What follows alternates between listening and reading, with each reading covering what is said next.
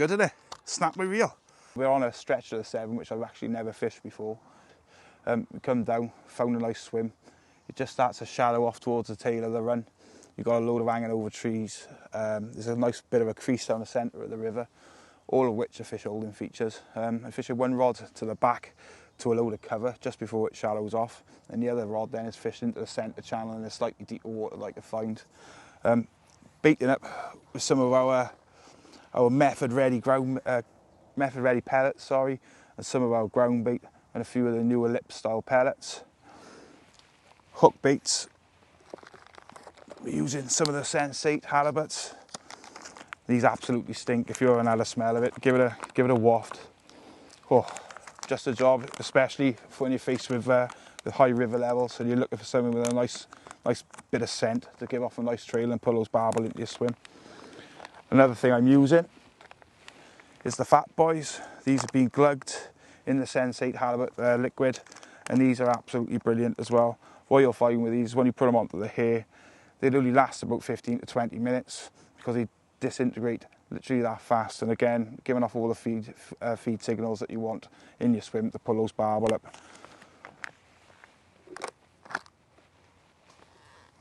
These are another two products from our range, the powder and the liquid. Now you can use these together, douse the boilies and then coat them, and again it just adds more flavour and scent trail into our river, and it's full of fish attracting ingredients. With me being unfamiliar with the river, the idea was to travel light, scale everything down slightly as well, because obviously it's the start of the season. So I'm not using big hook baits, I'm not using large hooks, I'm using size 14s. I scaled down my hook lengths. And another thing which is really important as well is I'm going to be mobile today. If I don't get any bites within this area in the next 2 hours or so, then I'll pack my kits up. I won't worry about the bait I've invested in this swim, I'll just be worried about trying to buy those bites. So going to find them in that scenario is the way to do it. Like I said, I'm not familiar with the beat at all. I've never fished here before. I've never fished a Severn for coarse fishing. So yeah, it's a bit of a learning curve for me, but I'll apply the same tactics I would on any other river.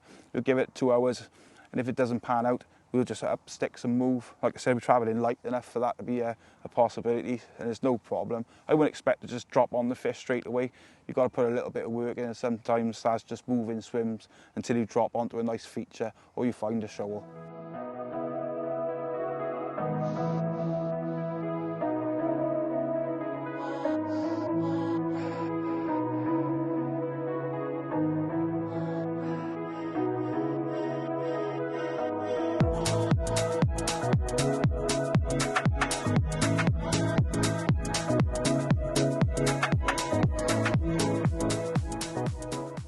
So we've been in this swim now for around an hour and a half. Going to give it about half an hour more.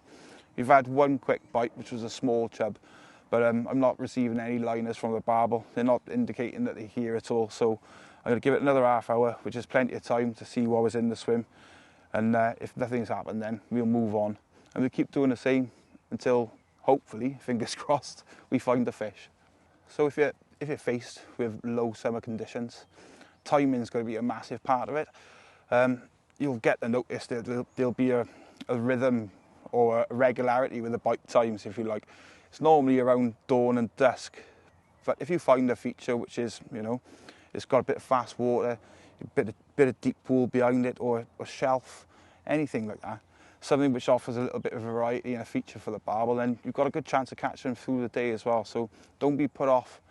But my personal experience, because I fish the Y so heavily, is that evening is the best, and the reason for that is the canoe traffic dies off, and as our light level drops, the river becomes alive. But don't be, like I said, don't be put off if you are faced with bright conditions and the river is clear, because those fish are still catchable, but you're just going to have to put the legwork in and go and find them. They're not going to be sat in the same place all the time. The river changes yearly. As soon as you have a flood, that feature you fished through the year before might not necessarily be there. So just be on your toes, keep nice and light and mobile, and look for those features, and don't disregard the light levels, because that's what makes the massive change as well. As soon as that light level drops, you'll see the whole river comes alive. There'll be minnows breaking surface, the bleak will be splashing, there'll be pike hitting fish, salmon will be breaching, and it's the same for the barbel. The barbel see that light level drop and they know it's time to switch on, come out those snags they might have been hiding away from all the traffic and the people coming down the river, and they know it's feeding time and out they'll come. So yeah, definitely do not pack up when a light is going. If your club ticket allows it, then literally stay there for as long as you can, because those last couple of hours of light, that is your time to be catching barbel, especially at this time of year. When the river's high and it's carrying colour, and we're a bit late during the season, you can go on and catch them right throughout the year. But when you're faced with river conditions as we are today, then you definitely want to be scaling down, keeping mobile, and looking for your feeding light intervals, which is normally around last light or first light. So with regards to the tackle that we're using today, I've scaled down my hook size. My main line's still quite heavy, and my hook length is relatively heavy, but just by scaling down the hook size to match the smaller pellets, I think that's enough to deal with the situation, the conditions we're faced with today. Above that then, we've got a 10-pound braided hook length, just go into a little turbo bead, and then we've just got a link swivel behind it. Nice and simple, nothing overly complicated. What I will do though is I'll switch from after a couple of casts to a grip of lead and use that then, and if I feel there's a few more fish in the swim, I'll go back over to a feeder and just keep on introducing a bit more bait. But again, is nice and simple, but really effective. And that's what you're looking for, something which is nice and strong and reliable, yet discreet.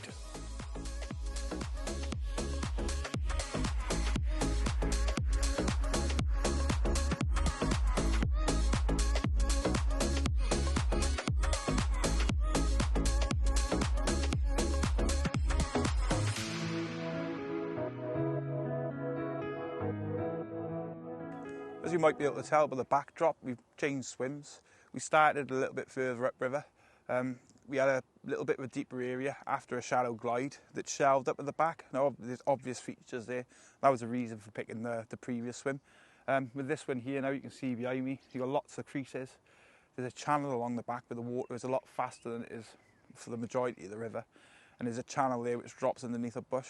So we've got one rod fishing the top of it, which we're using to bait the swim up, so that's being cast regularly.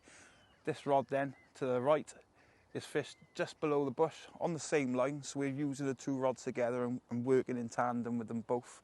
Even though we're fishing them a good 20 metres apart, they are on the same line, so any feed that's coming from the top rod is effectively baiting the bottom one as well. And hopefully, fingers crossed, after applying a bit of bait, we'll have a few fish. Yeah. That's got to be a barbel.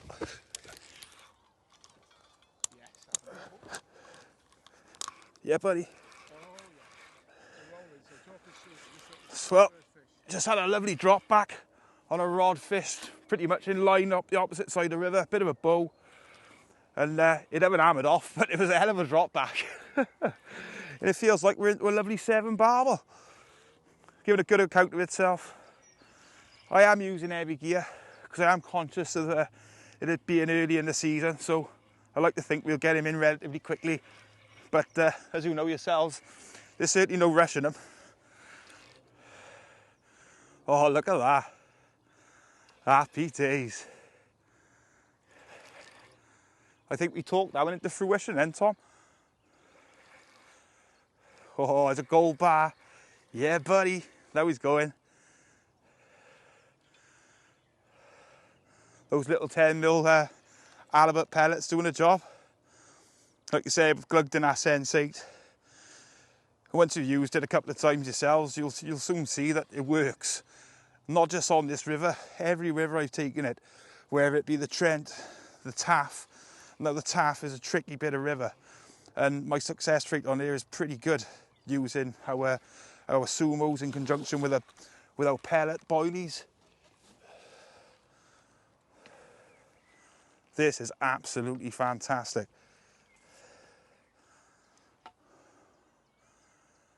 This is going to be a PB for me as well, because I've never caught a Severn barbel, purely due to my location more than anything else, and the amount of time it takes me to get here. You just imagine yourselves, when you've got to drive past the Y, it takes some doing to drive past that river. So this is a luxury for me that I don't normally have. He's given a lovely account of himself. Like I said, using relatively heavy gear, and he's still not coming in easily. So just be mindful if you are scaling down, don't do it too much, because it is important to get these fish in relatively quickly. You still need to enjoy the fight, but you don't want to exhaust them. Not this time of year. Whoosh, here she goes. Look at that. Being a little bit cautious because I have dropped my hook size down to a 12, so I don't want to give it too much pressure. We just enjoy ourselves, get his head up now. Hopefully he'll go in first time I'm asking. Oh, back of the net. And he looks a relatively good one for the stretch we're on. So, we caught the barbel now, we've done the important thing. Now we've got to take our time to look after the fish. So I'll slip my bail arm off. So obviously that barbel's not going to feel any tension off the main line. I've got an appropriately placed pillar by here, which is absolutely perfect for the rest of the barbel. So we'll do that now. We get an hooking mat nice and wet and moist and ready. And we get him out and have a look at him. Happy days. So yeah, here we are. It's a prime example of a middle Severn barbel. It's the first one I've ever caught, so I'm absolutely over the moon to be cradling this lovely barbel. I'm not going to put it through the rigmarole of weighing. I'd estimate it to be about 7.5 pounds. He might be a little bit bigger, he might be a little bit smaller, but we won't bother him with the weighing procedure. But he, as you can see, is a fin perfect example of a barbel. Absolutely beautiful. This would be a recognisable fish because it's got a bit of pike damage towards its tail. But yeah, certainly a lovely way to spend a few hours. And it just highlights how effective this bait is. Like I said, I've caught fish on quite a few rivers now. Some of them are really tricky rivers, especially the Taff. You know, you can be lucky to get 3 fish a season. I had 3 and 6 visits down here, which again just shows the effectiveness of the bait. And I'm confident in it, which is the main. But yeah, happy days. So you've taken the time and the effort to get here. You've applied good tactics and good bait. You ended up catching something that was really important. I can't stress this enough. That you rest the fish in between, say, photographs or weighing. This time of year, I wouldn't even bother weighing them unless they look like they, you know, they might be a PB or something a bit special. But other than that, just get them rested up, have a quick photograph, rest them again, and then get them back into the river. This one's been rested out in a flow. It should be about ready to go now. Again, there's no need to rush. You spend all this time and all this effort trying to catch these fish. This is the ideal chance to have a look at all the little distinguishing features, you know, and just appreciate what you've caught. And you're doing a fish a service as well as you get to appreciate them. Because the longer you leave them resting up, the more chance you got going back tidy and not drifting down the river belly up because they haven't been given adequate time to recover. But again, you make all that effort, so just take your time and enjoy it. So he's been rested enough now. I think it's about time you let him go. Right with that camera, Tom? Yeah, that's perfect, mate, yeah.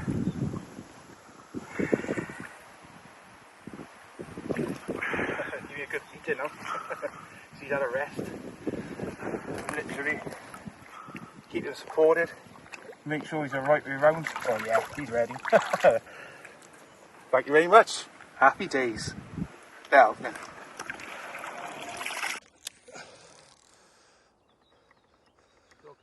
Oh, he's in the snag with it. Oh, that's good, isn't it? Snap my reel. Yeah. Oh, it's all going wrong. Snag dad. It was a bit too close, that was. God, snap the reel seat off my bloody reel.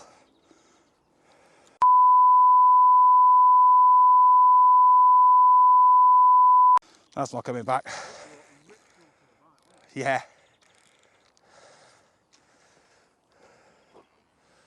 We doubt the run rod now. Oh, hang on. Yeah, hook length's gone. Nope, we got it. With a broken reel and all. Oh, he gone.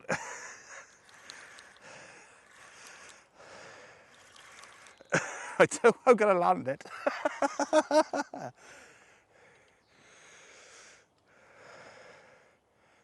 Done well to get that out of that snag. Jesus, hell of a bite. Can you see him, Tom, yeah? Can you slide my net down off that mat? Please? Can you slide my net down off that mat? Yeah, definitely come in handy. I wasn't expecting to have such a quick bite. Definitely.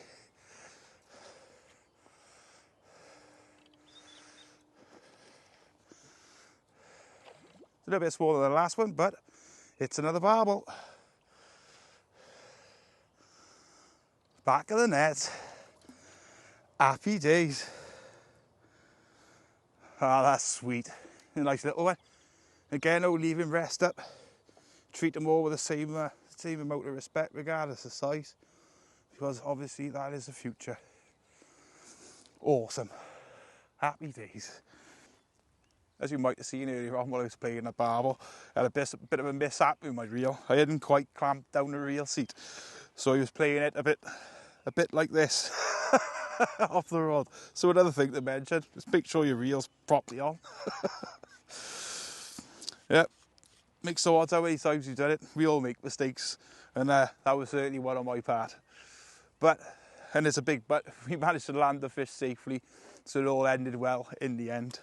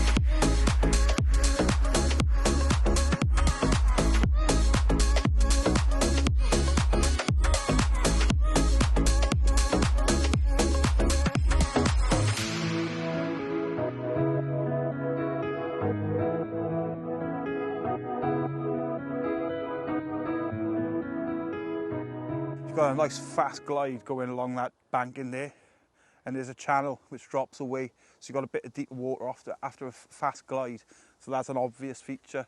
So we're applying a bit of bait. Oh, hang on. Oh, we're in.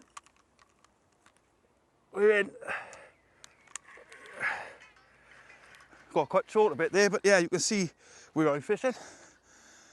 Feels like another good fish. Oh, here we go.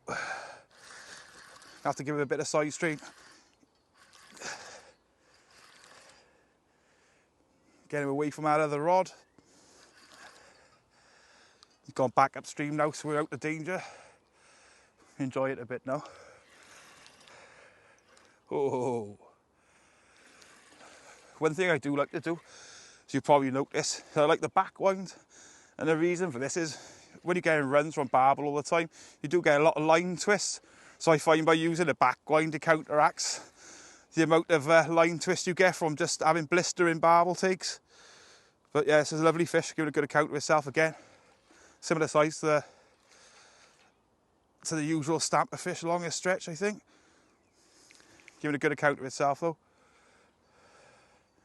Another cracking fish.